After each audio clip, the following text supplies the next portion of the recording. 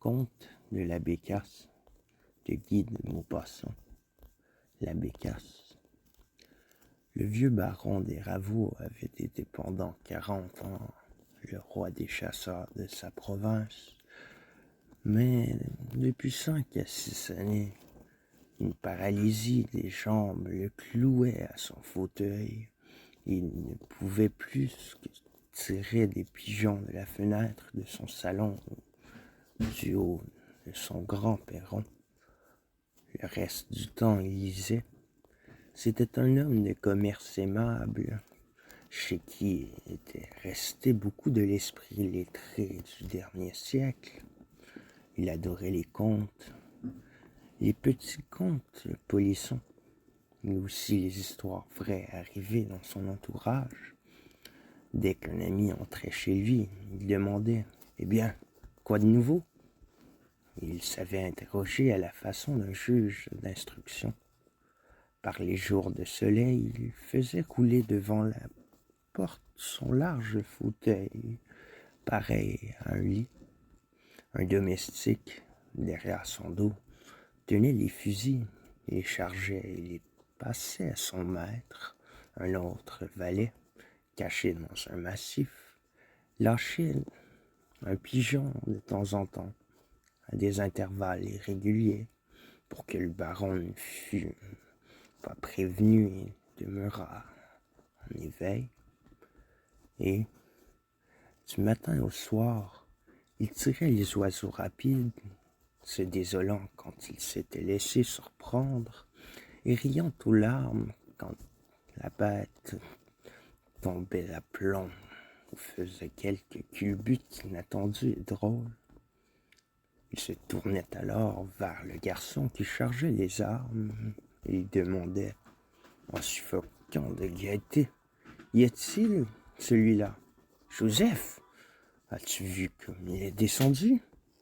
Et Joseph répondait invariablement, « Oh, monsieur le baron, il n'y manque pas. » À l'automne, au moment des chasses, il invitait, comme à l'ancien temps, ses amis. Il aimait entendre au loin les détonations. Il comptait heureux quand elles se précipitaient. Et le soir, il exigeait de chacun le récit fidèle de sa journée. Et on restait 3 heures à table en racontant des coups de fusil. C'était d'étranges et invraisemblables aventures où se complaisait l'humeur hâbleuse des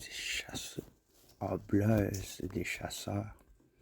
Quelques-unes avaient fait date et revenaient régulièrement.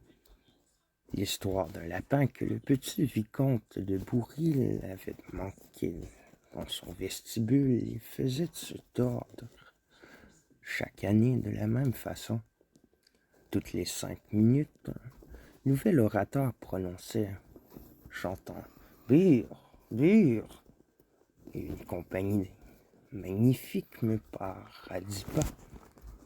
J'ajuste, pif, paf, j'en vois tomber une pluie, une vraie pluie. Il y en avait 7.